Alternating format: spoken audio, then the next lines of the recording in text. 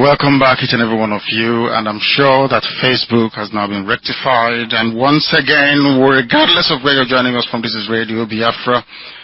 This is a very special address from myself, Nnamdi Kanu, the leader of IPOB all over the world. As I was saying before we were rudely interrupted by technical difficulties, I must welcome each and every one of you back again. I was talking about what it means to be IPOB and why we must stay this very course. Because a lot of things happened whilst I was away. Some people fell by the wayside. Some people felt that perhaps the zoo has something to offer them. And some people collaborated with the enemy, not just to kill us, but to attempt to set the clock of restoration backwards. But thanks to the grace and mercy of the Most High, Chukwukika, they did not succeed.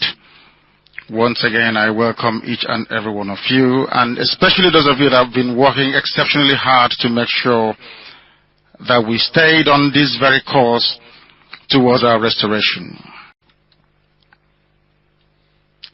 A lot has happened. When I think about it, sometimes it brings tears to my eyes. Surprisingly and shockingly, not a lot of people were up to this very job, which is rather extremely sad.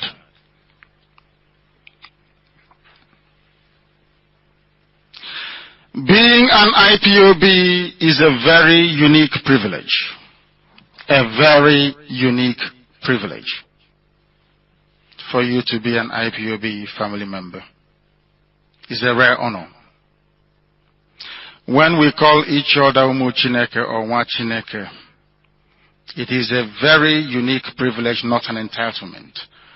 Only the pure at heart can be called Nwa Chineke. Not everybody you meet on the street is entitled to be called that very name. IPOB is a very special breed of people. We have come that we may restore Biafra, and there is nothing the zoo and their allies can do about it. We remain the bravest of the very brave. Cowards run away when they see us. From the day I arrived in the zoo exactly 4 years ago, minus 1 week, because I arrived in the zoo on the 14th of October in the year of our Lord 2015. I told them that I was coming, and I came. Some people within some segments of the media were writing a whole lot of junk about us, that we are just on Facebook, that I'm in London. They dared me to come back, and I told them that I was coming home, and I did come home. When I arrived, I was arrested. I was taken to Abuja. I was confined to a very tiny space. I was chained like a common criminal. I was handcuffed. They tried to break me, but they know that that is impossible. They can attest to it. They mocked me that I will rot in jail.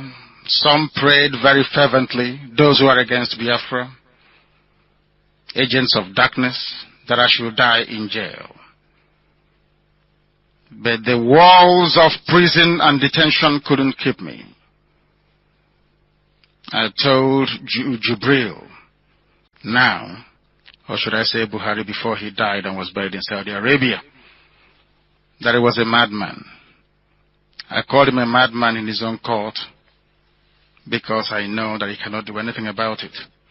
Chukwukika sent me and not man. So there is nothing any human being can do to me or to the wider body of IPOB for that matter.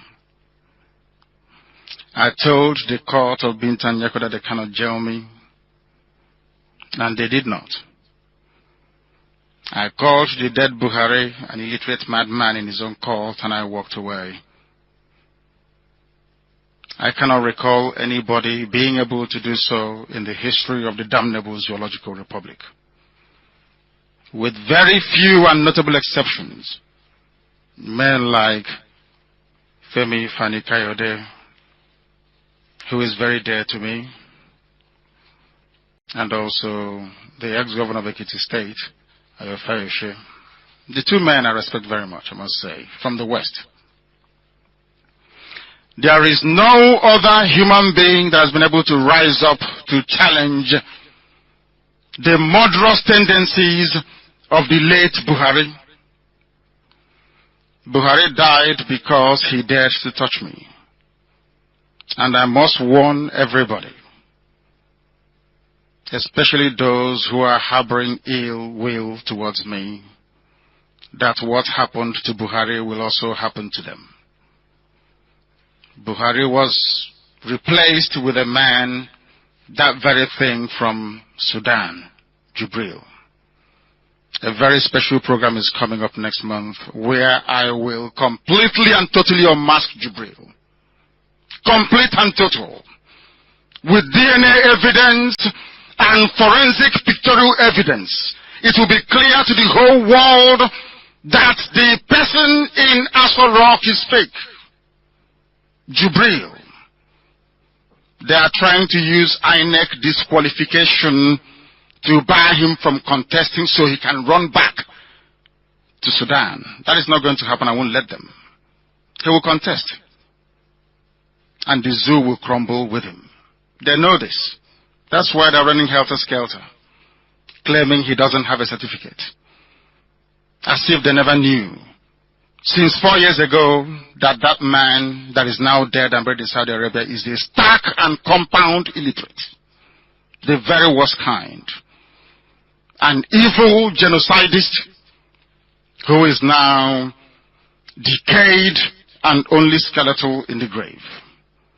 That shall befall anybody that rises against IPOB. And they know it.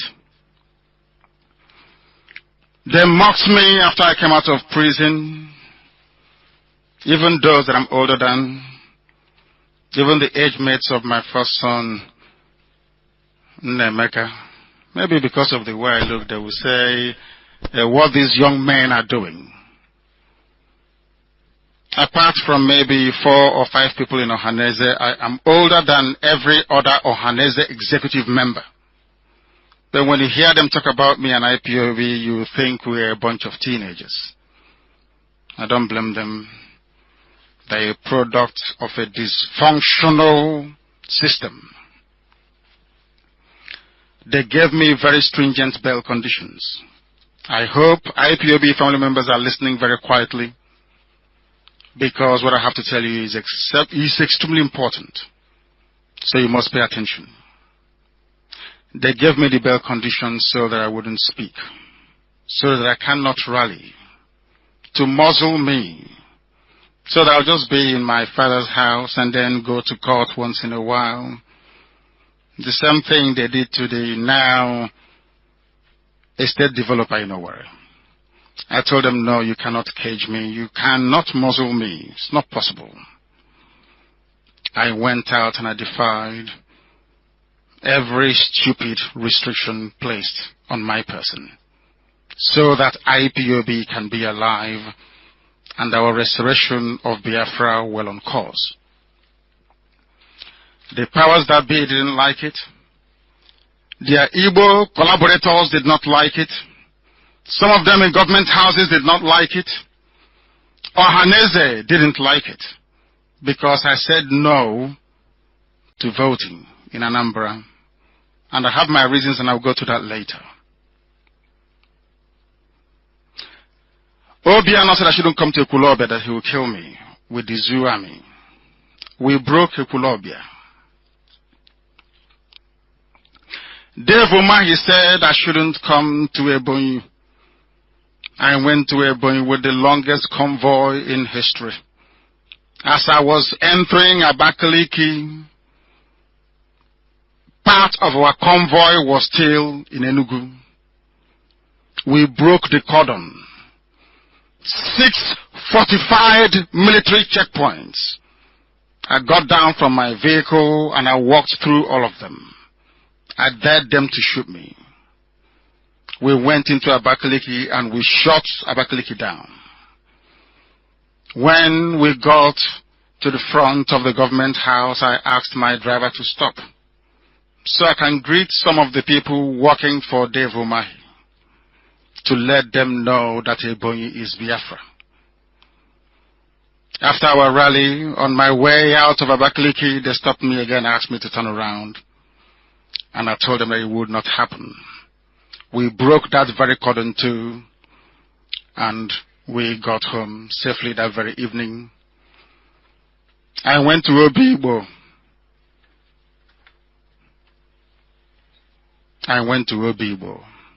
In Iguacha. We locked Iguacha down for 6 hours. There was no movement.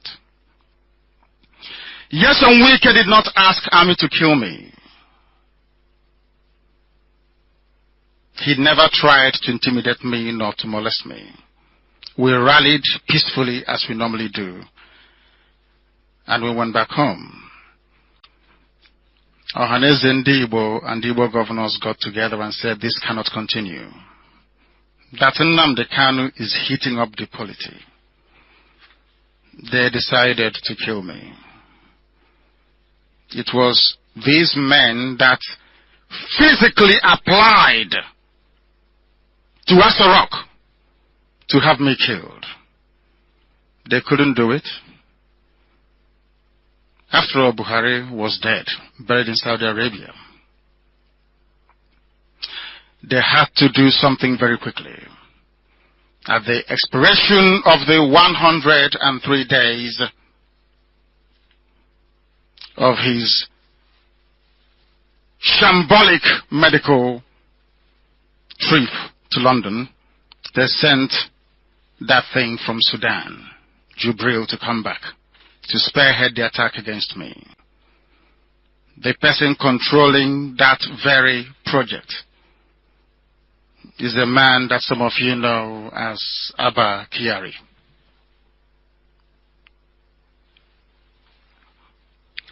I understand we are still having some difficulties. Is that correct? No, they said the volume is a bit too high. I don't know if that is correct. They must let us know if it is better now. You know, it's been a while, so I'm having to do all the technical work myself. It's been about 4 years. So you must bear with me.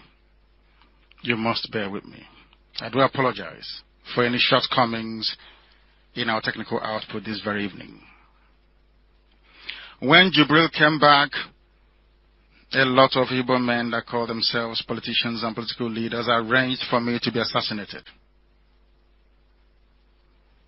They pleaded and pleaded and pleaded. Because our 30th of May celebration, our sit at home last year was successful.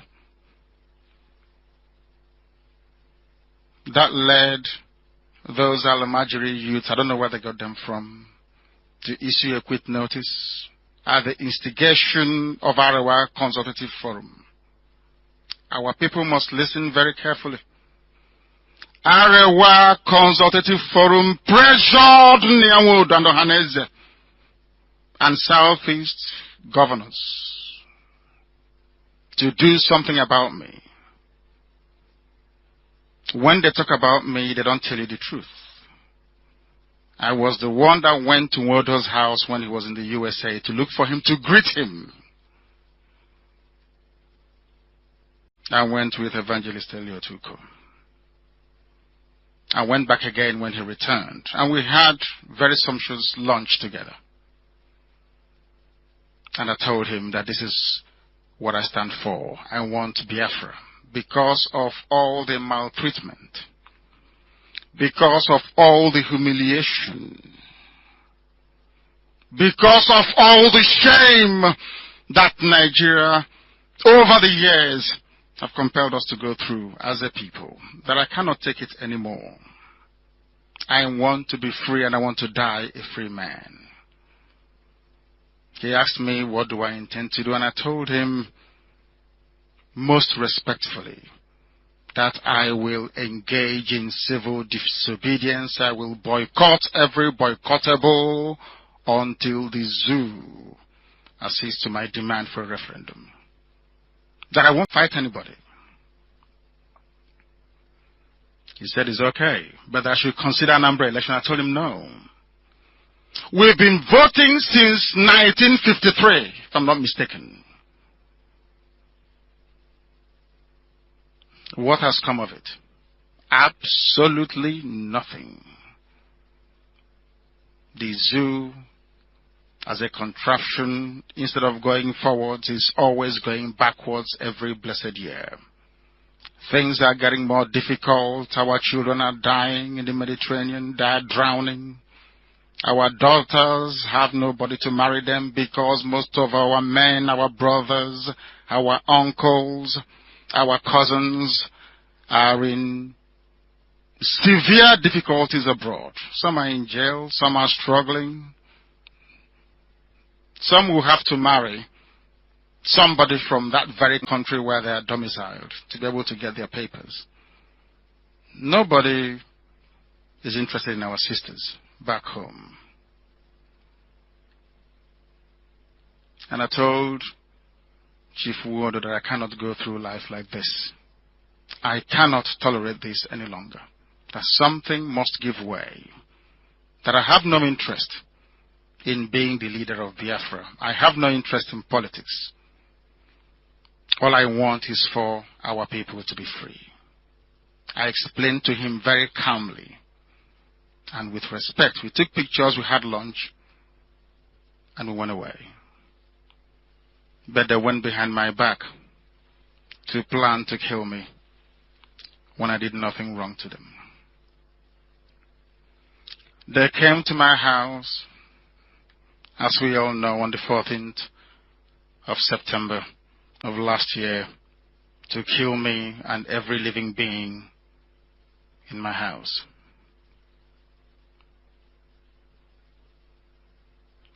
Now I am in Israel. That is no longer possible. Even the young lady you call Aisha Buhari, I'm older than her, as a matter of fact. Aisha Buhari, the wife of the late Muhammadu Buhari, I am older than her, said that Nnamdi Kanu intimidated the Nigerian army into submission in a speech she made on Monday,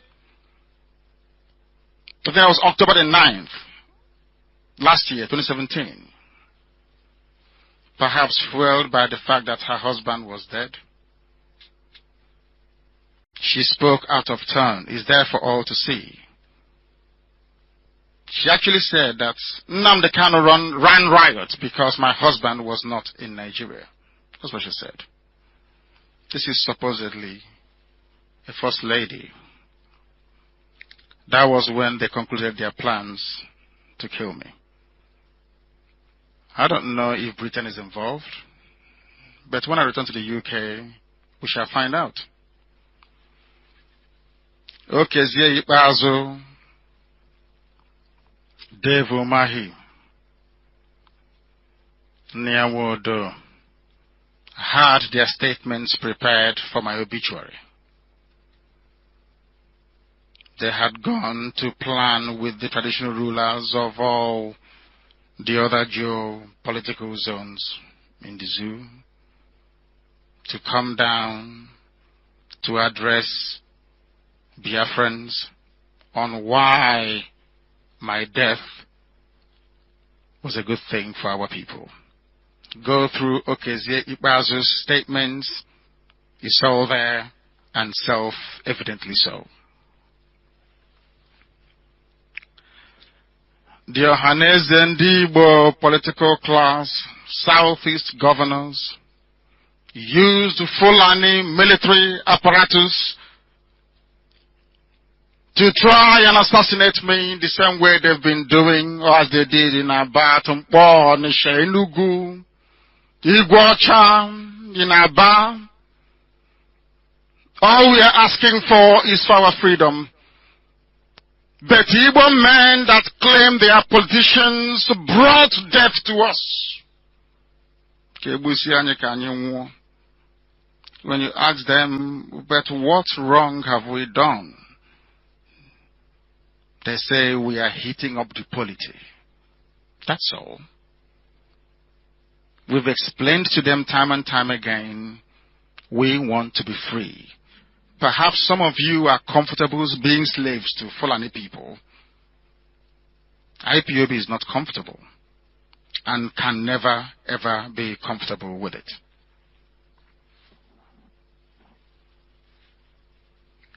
We made it very clear and shall continue to make it very clear that we are not retreating. We cannot surrender. It is either Biafra or we die getting Biafra. Mind you, it was these semi-Igbo politicians that crafted my bail conditions. Some of you do not know. They wanted to cage IPOB the same way they caged MASOP and rendered it useless through financial inducements and military intimidation. Even those that claim they're part of the intelligentsia, when they go to Abuja, they lose their voice. They cannot speak on behalf of our people. They are humiliated day after day for daring to demand what is right for their people. The only time that they have anything tangible to say to us is every 4 years during the time to vote. But come next year, we will tell these corrupt politicians that Biafra land belongs to Biafrans. All we're interested in is freedom, our liberty as a people, equity and fairness. That we will never, ever, ever negotiate away. If indeed, as we know, that IPOB is fighting for all the things that I've elucidated above, why is it that Ohanes and Igbo and some Igbo governors would like to have me killed? Why do they want me dead? That is a question for Biafrans to ask them. Only they can explain. Okay, Bazo received stolen items from my house by the zoo military. In due course, all these things will be revealed.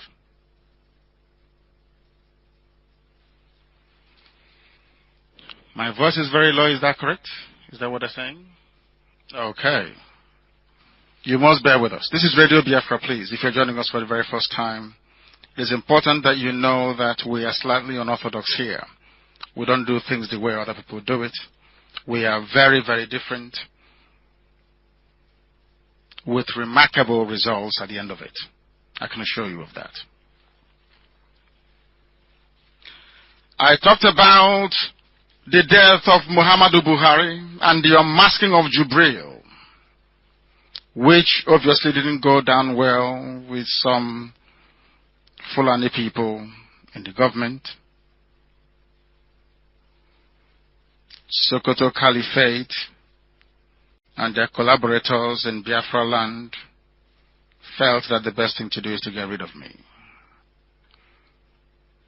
When I left prison, in case we've forgotten, IPOB successfully checkmated Fulani headsmen.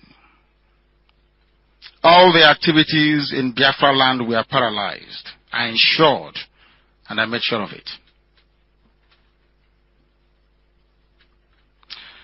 Southeast governors never said anything when Fulani headsmen came and invaded Enugu State. South governors never said anything when the entire Delta State were under siege for months at a time before I left prison. When I came out, I ensured that headsmen activities in Biafra land were reduced to the barest minimum. We met them, we comforted them, and we drove them back. At no time during the Fulani terror headsmen menace did any governor, including Ohaneze, invite Fulani soldiers to come and kill somebody. Understand this very carefully. At no time during the entire period of Fulani terrorism and rampage through our land did anybody call for assistance from the military or from Asarok. But the only person to come out to ensure that the stupidity of Fulani headsmen was brought to an end in Biafra land was targeted by these same people for elimination.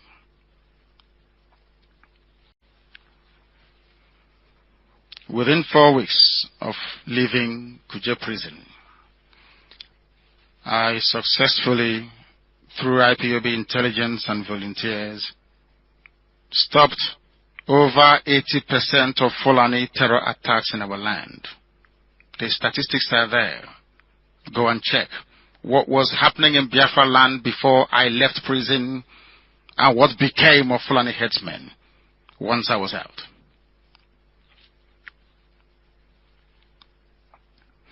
Southeast governors and Ohaneze proscribed IPOB under pressure, I hasten to add, from very violent Almajiri youths that asked us to quit the North. Just because of our 30th of May, that was as successful as anything they've ever seen before.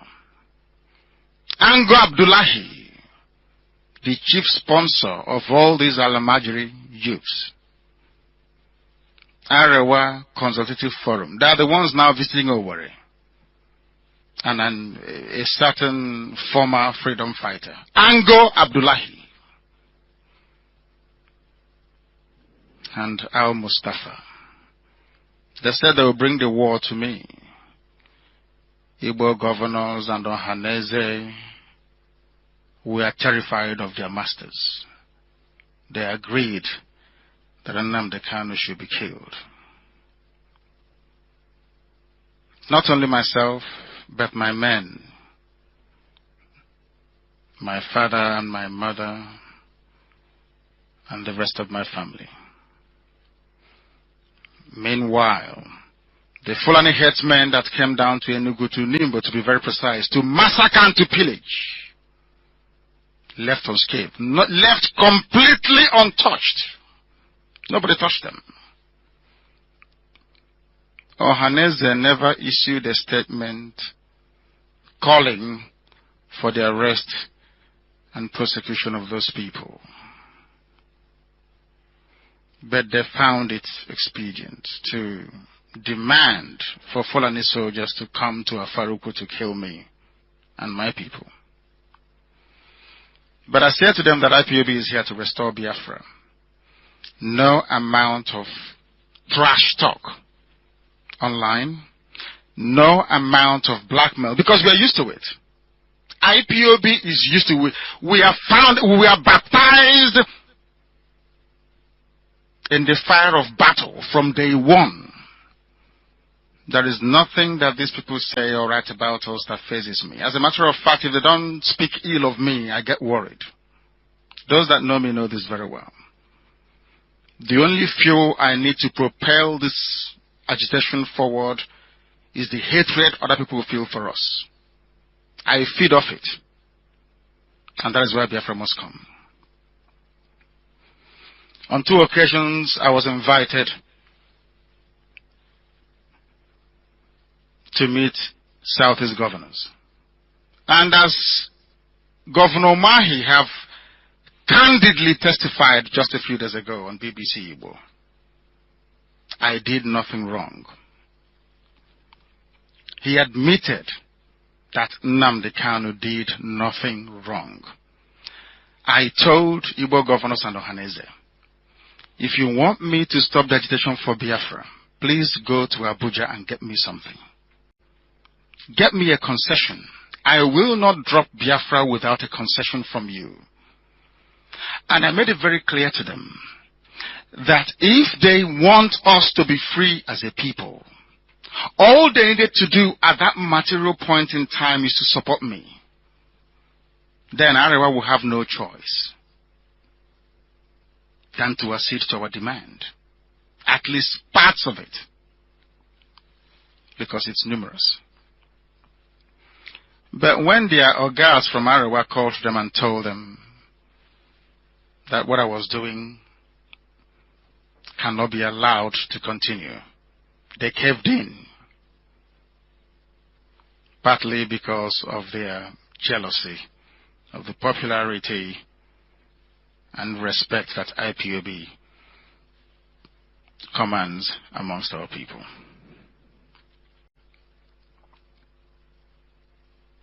It was Ohaneze Ndigbo and Igbo governors that stopped the federal government of the zoo called Nigeria from negotiating with IPOB. Go and ask them. Because they didn't want our people to be free. Never. Therefore, the ban on Ohaneze Ndigbo, the proscription of Ohaneze Ndigbo, still stands till tomorrow morning. Any day they meet in public, their meeting will be disrupted. They have proven themselves to be a bunch of bloodsuckers in the pay and control of Arewa North. A shame and a disgrace to the most gifted, enlightened, blessed race in Africa. We are a very special breed. The best of the very best. That is why they hate us. Why do you think they hate us? Because we are very, very special. We make no apologies about that. Our mothers were humiliated. You know where? Some of you heard it. What did Ohaneze do? They were laughing and saying, oh, they went out to protest for Nnamdi Kanu's whereabouts. And because of that, he serves them right. Some of them were great-grandmothers. A very filthy Fulani police officer locked them up because Igbo governors, Ohaneze Ndigbo, and the so-called Igbo leaders, they all amount to nothing. Zero. Rocha Sokorocha, who is actually a northerner, an Arewa man, supervised the humiliation of our mothers. Ohaneze Ndigbo and Igbo governors were so terrified of their Fulani masters that they couldn't utter a word of condemnation of such an atrocious act in our own land. Unbelievable. These are the people that want us to regard them as leaders. When they took our mothers, they couldn't do anything about it. It is a leadership of betrayal. Igbo land has been shrunk to only 5 states. The sins of Ohaneze Ndigbo is too numerous to elucidate just within 2 hours. The 5 southeastern states, due to a combination of treachery, wickedness, and ignorance, abandoned our Igbo kith and kin in Benue, in Delta, in Cross River. Some of you don't know that Igbo community is in Cross River State. In Rivers and parts of Akwa Ibom. Even in Bayelsa. We are all one people. Biafra. One people. We speak different languages and different dialects. We know that. But culturally, socially, politically, from of old, we've remained one people. Biafra is older than the zoo called Nigeria. We all know this. I have nothing against Igbo leaders, and I wish they can repent and change and fight for our people, the same way that IPOB is fighting. We have Ebema in Imo State, Ebema in River State. Do you think that other people will allow you to divide their own people like that? They gerrymandered the boundaries. You have Ebema in Delta, Ebema in Rivers, Ebema in Imo. The same family divided. Some say they are south-south. You are answering Anyanwu, I'm answering Anyanwu. One part of Anyanwu is south-south, the other one is southeast. Unbelievable. Ndoni people. Aniocha. Ika. All the way from Ibanki, I've said this time and time again. I've preached this very topic on Radio Biafra before. The Ndokwa community. All the way to Opobo. If you go to Opobo and you speak Igbo, somebody there will understand you. And as I'm always fond of saying, Anang gave Okonko to Abia and Imo. The same way that Efik gave Ekbe to the eastern part of Abia State like Arochukwu and the rest. We are all one people. But due to a combination of greed, jealousy, and heaven knows what else, we've allowed these people to come into our land to divide us and to make mockery of everything that once made us a great people. We have indigenous Igbo-speaking people in Kogi State, but no one is talking about them because all Ohaneze and the present crop of leadership is concerned with is how to feather their nests, how to make money from the central government, or should I say the federal government, and how to perpetuate themselves and their children in the grace and favor of Arawa North. Chief Ojus Okalo came to see me in prison in Kuje. I spoke to him. I said to him, are you aware that when I was arrested in 2015, stroke 2016, as a result of our blockade of Headbridge, that the likes of IBB and Obasanjo, that's Ibrahim Babangida and Obasanjo, did contemplate giving an Igbo man the presidency of Nigeria? He said yes. I asked him another question. I said, amongst all of you that claim you are Igbo leaders, can you bring out just one person and present that person as a presidential candidate? Should you be given the option? He said no, that they can't agree on who such a person would be. I said, then do you see my point? That the priority for some of you that say you are our leaders is misplaced. That is why we must go and get Biafra. Because within Biafra we will not have people, godfathers from the north, telling us what to do.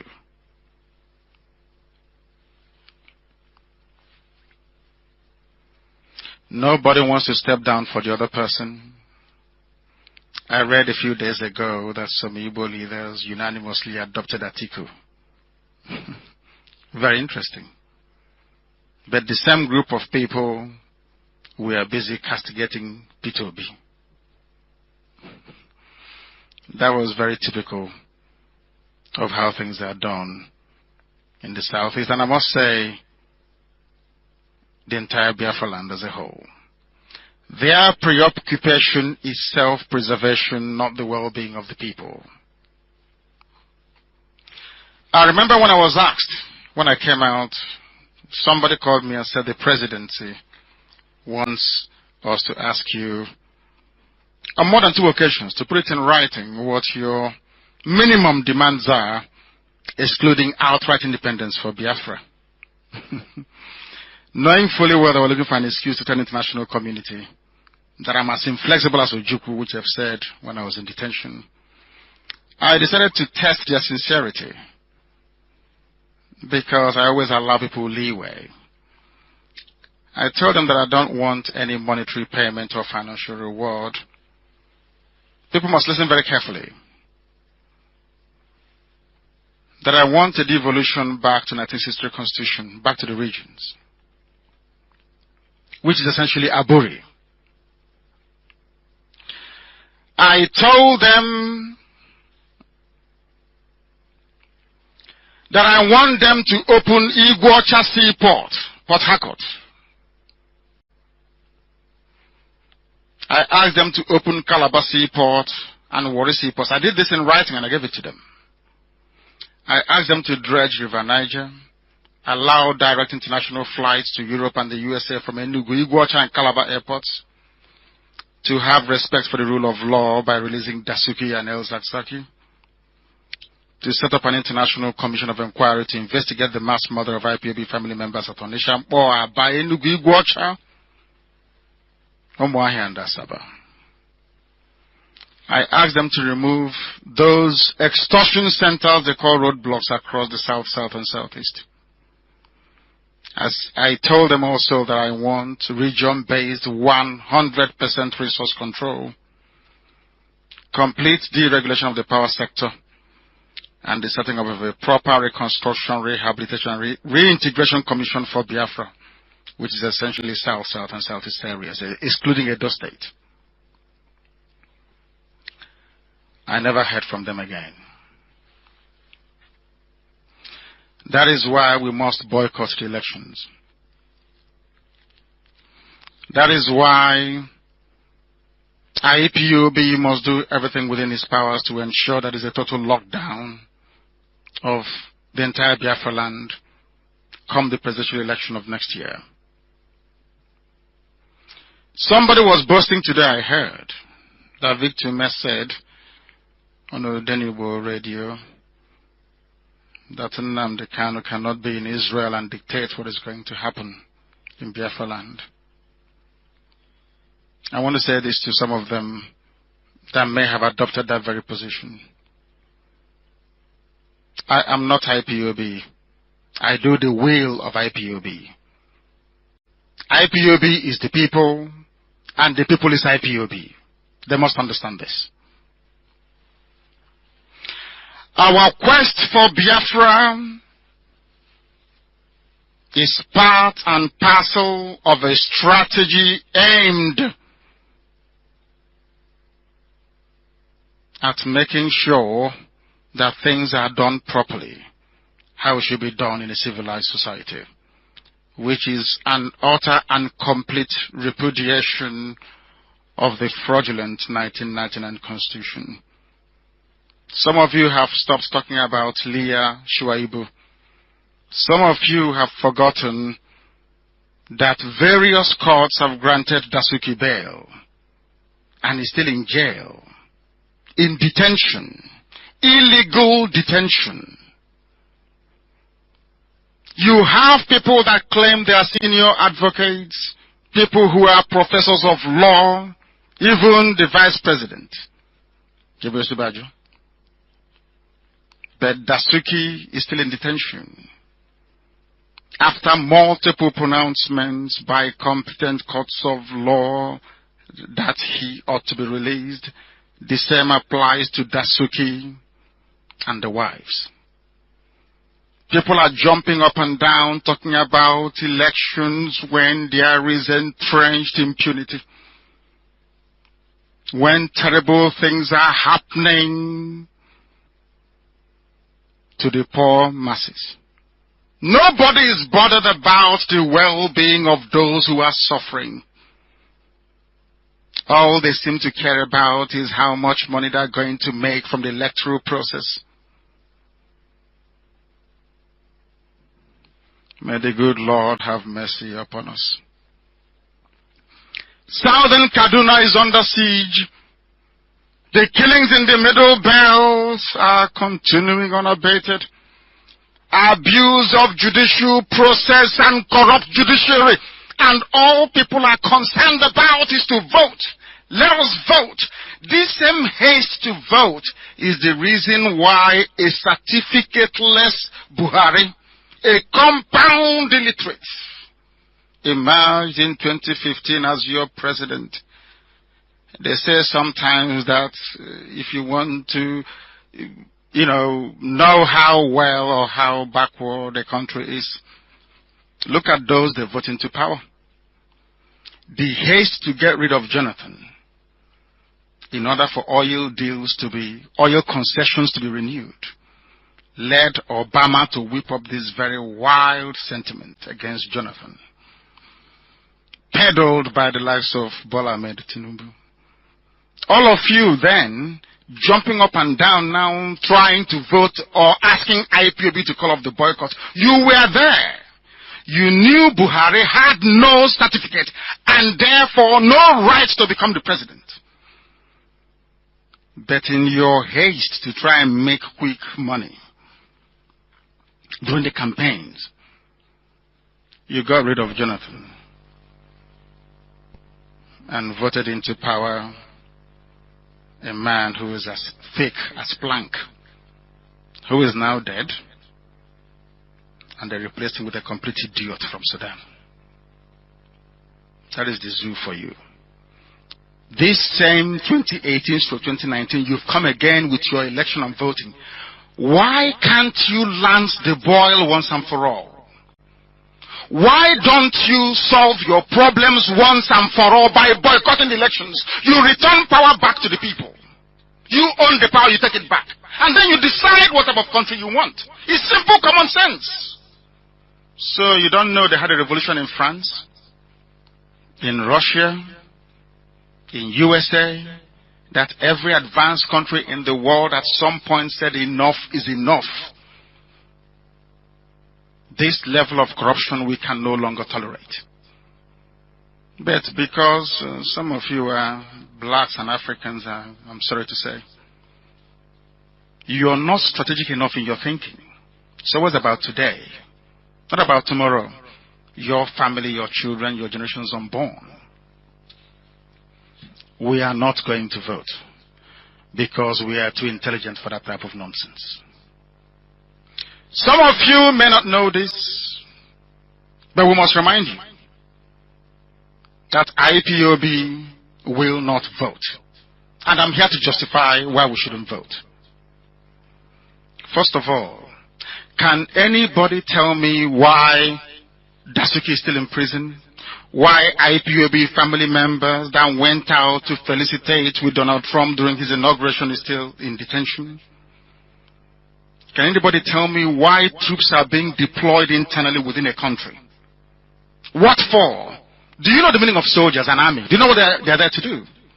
They are there to defend you from foreign invaders. An army is not meant to be deployed to Bayelsa. We are deploying troops to Abia State. That is the job of the police. That is what everybody who went through secondary school was taught. It's just common sense. Why can't things be done properly in the zoo? Because they don't reason properly. And Biafrans cannot be a part of that type of, how can I put it? Very shambolic and fraudulent arrangement. Tell me why a judge will say, release El Zakzaki, and he's still in detention. Can somebody please explain that to me? And you claim you are running a democracy. Shame on those of you that want to vote. Shame on this very democracy you claim that you practice. Your fraudulent, militaristic 1999 constitution was drawn up by Abdul Salami Abubakar. It is a military constitution. I remember the very respected Paya de Banjo saying, and I think it was last year, that without restructuring there will be no election. Remember all of that mantra when it was, all over the place. Even Ohanese signed up to it. The leaders of the Middle Belt, Southwest, South, and Southeast signed up to this document saying if there is no substantive restructuring, there will be no election. They've all forgotten. IPOB is special because we are consistent. We never change. We are the same yesterday, today, and forevermore. What happened to no restructuring, no election? Where are you going to get employment from? As a young man or as a young lady, a fresh graduate from a university, where are you going to work?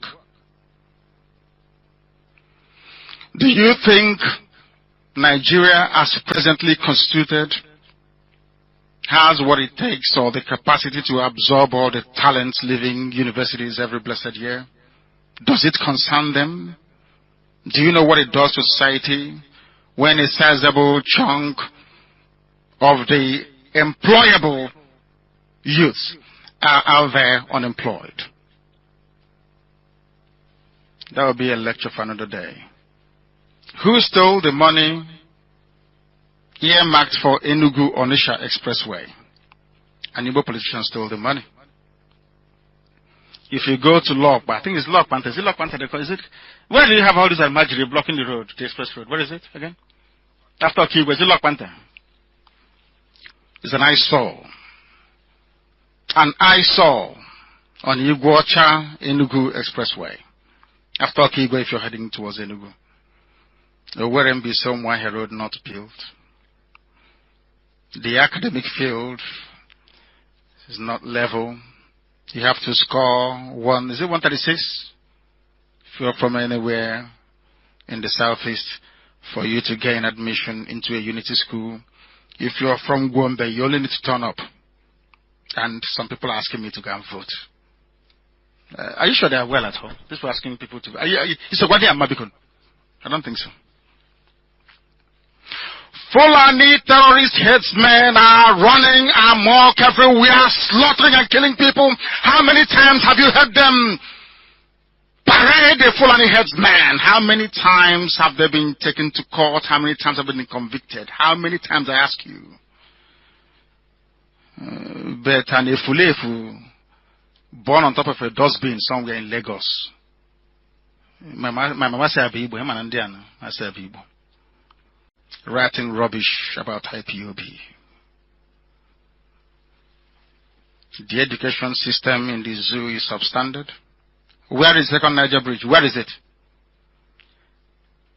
Nigeria is so hopeless and useless that they had to go and bring, I don't know how to describe him, that thing from Sudan. As if you're blind, you cannot see. That thing you're looking at, Jubril, does that man look like Buhari to you? Can't you see his fingers? Are all of you that blind and stupid you cannot see? Nigeria is so hopeless that Buhari died. They buried him in Saudi Arabia. They went to Sudan and brought a complete idiot and put it in Nasser Rock. And Dave Omahi and Southeast governors. What is that tattoo they gave him again? That's Somebody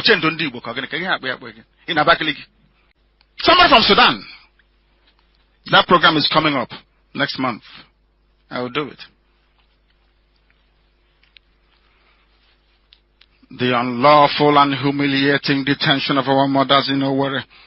Operation Python dance, crocodile smile everywhere. The incessant and relentless slaughter of the innocent. And you want us to go and vote? Who told you that terrorists vote? Where is it written that terrorists are allowed to vote? I ask you. Dave Omahi and Ohaneze proscribed IPOB.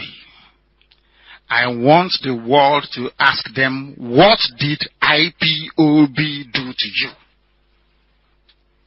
I met the governors. I was to return to Enugu on the 22nd of September. They came to kill me on the 14th of September. So if I was rude to them, if they didn't want to listen to me, Why would we schedule another meeting? Professor Brian Webster was there. Why would we schedule another meeting for the 22nd? And then they came to kill me on the 14th. Okay, Mazi stupidly said, if we don't kill Nnamdi Kanu, many more Igbos would have died. I have it on tape. At the right time, I will play it. If you're joining us for the very first time, this is Radio Biafra. We don't do things the way others do it. We are very, very different here. We are unorthodox because we do things our own way, not the way others would like us to do it. They have not paid workers for nearly 3 years. This is what is driving me insane about Nigerians in the zoo. I don't understand them. They've not paid you for 3 years, and because election is round the corner, they've paid you only 8 months' salary, and you want to go and vote.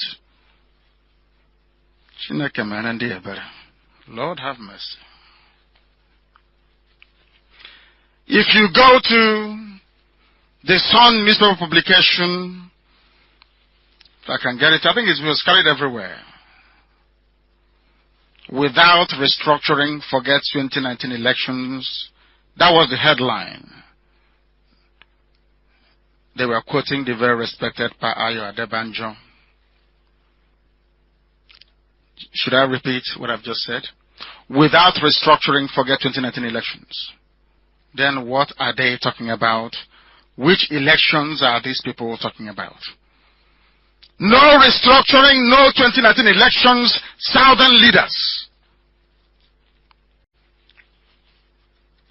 And now, today, they are telling us nonsense about going to vote. Dixon, that's the governor of Bayelsa State, and Jonathan, others insist on restructuring before 2019 polls. So all IPOB is trying to do is to help every Nigerian. We are helping them. Of course, we're going towards Biafra, but we're helping every other Nigerian in the process. Stand your ground. Cripple the 2019 elections, and you see the type of positive change it will usher into your lives. Look at a certificate forger like Buhari, but INEC allowed him to contest. Do you see what I find crazy about Nigeria? The man forged his certificate. Somehow he was allowed to run and he won because Obama was supporting him and most Western powers. You know, they love Fulani people.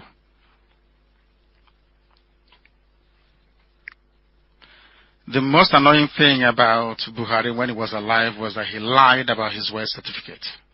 During the last election, they told the public that his certificate was with the military, defense headquarters. That's what they said. But now it's been discovered that there was never a time he even enrolled for the examination. But he got into the military and rose to the rank of a major general without basic education. That is Nigeria for you. These are the people you want me to go and vote for.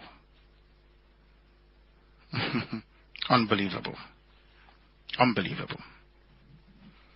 The Igbo political class and their leadership is the worst thing that ever happened to our people. If you don't know, let me tell you. They are in the peril of Awusa Fulani, illiterate rulers.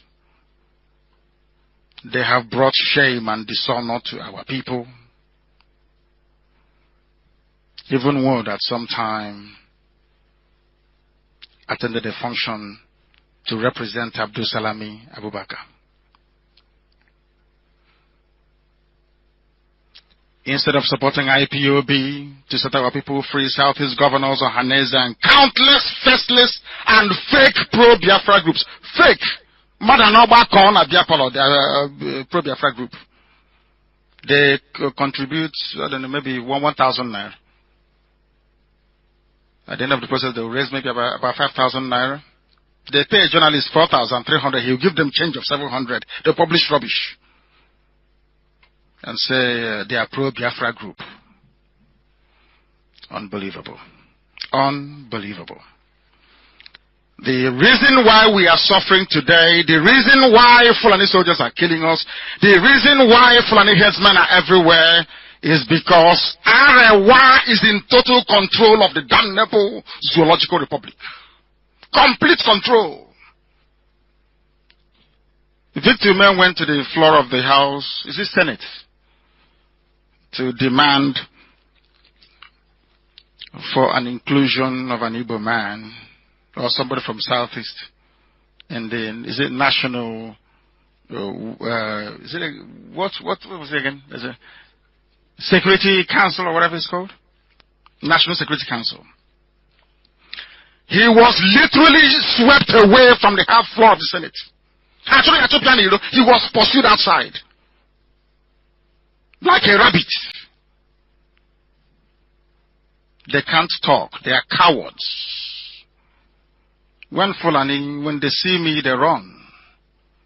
If you tell them Nnamdi Kanu is coming from here, they'll take another route.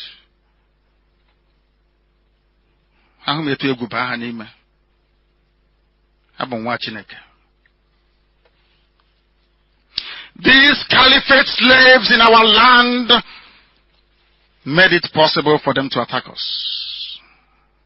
Hungry, pro-Biafra groups. When you go to law, at lintel level, they start looking for politicians to give them money to buy additional road to complete it.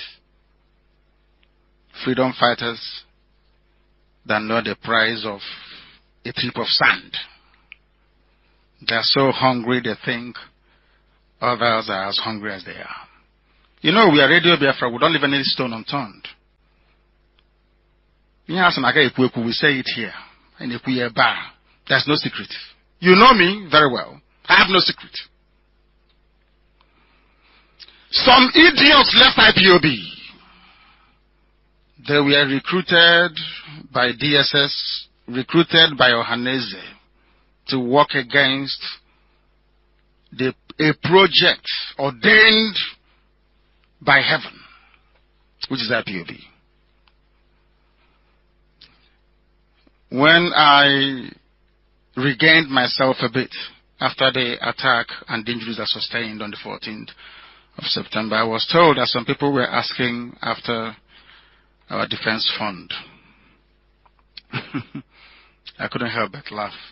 I said, is it some people that were asking, that asked after our transmitter that is now with the DSS? So they want to know where our money is so they can go and tell the zoo government. This is where their money is, so go there, you find it and take it from them. They were tormenting me before. Animal Rights Initiative. You know I'm very sensitive. That I didn't buy any transmitter. I did a video of that transmitter. Do you know where next I found myself watching that video? Was at DSS custody. They said, this is your transmitter. Now we have it. So I told all these baby saboteurs, I will not tell you. When the time comes, you will know. Ndioshu. I will unmask Jubril next month. I will ask this very family, IPOB worldwide, to be forgiving and very tolerant. Those that may have offended you, try and forgive them. But if you offend IPOB, there is no forgiveness. They know that very well. Before I came on air, I was told, you know your status, mind the way you speak. And I said to them, being honest and being truthful never did Donald Trump any harm, neither did it harm Benjamin Netanyahu. I will be truthful. I will speak the truth because I am whiter than white and whiter than snow. Anybody who thinks they can do what I have done, just stand in front of El Rufai and tell him he's a madman as if he will survive it. El Rufai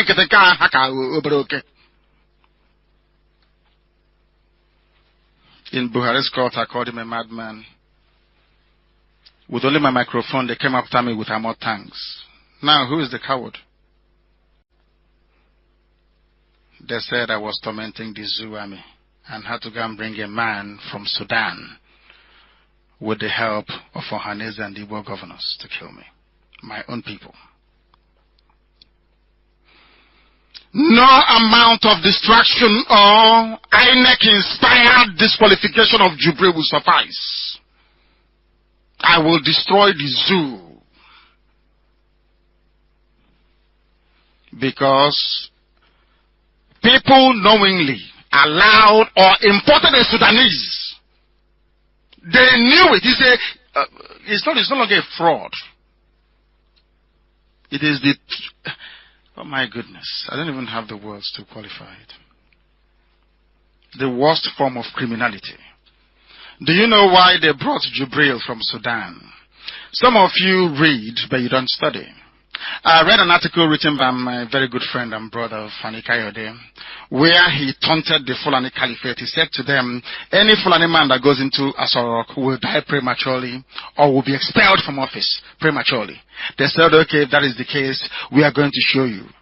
So the day Buhari died, the 27th of January 2017, they said no. Even Atiku knows Buhari is dead. Ask them, but because they are part and parcel of the same caliphate, the same cabal, they kept quiet. They know. If they come out tomorrow morning and hold Quran in one hand, looking at the sun, and they swear that that man, that thing in Asorok is Buhari, they will die before 12 hours. Before the expiry of 12 hours. They know it very well. They can deceive you, but they can't deceive IPOB. They know what to do. Give us our referendum, I will leave you alone. If you don't give me a referendum, I will tear the zoo to pieces. I've not picked up arms yet. Only microphone. But the truth is very potent, isn't it?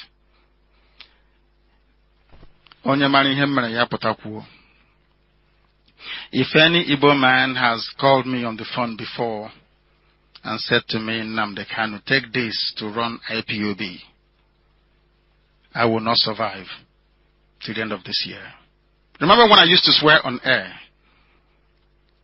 that if I do anything wrong in IPOB, if I preach one thing and do another thing, that Chukwuka Kabeba should kill me. I've said it before many times. Because they are not like me and they can never be like me. I am whiter than white and whiter than snow. And they know it. I cannot be bought. My mission in life is to restore Biafra, and Biafra will be restored.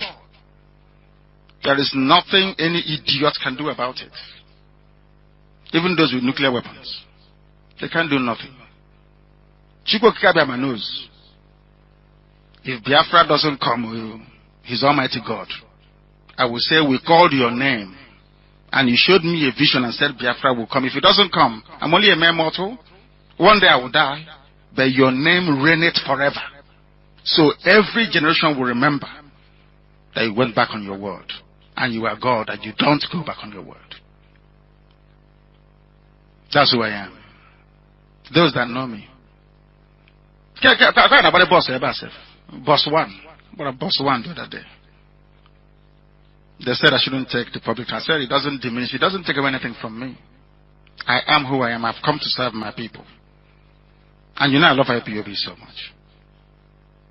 The very best people on the face of this very earth. The greatest family anybody can belong to. Umu Chineke. The children of light. I will love them always.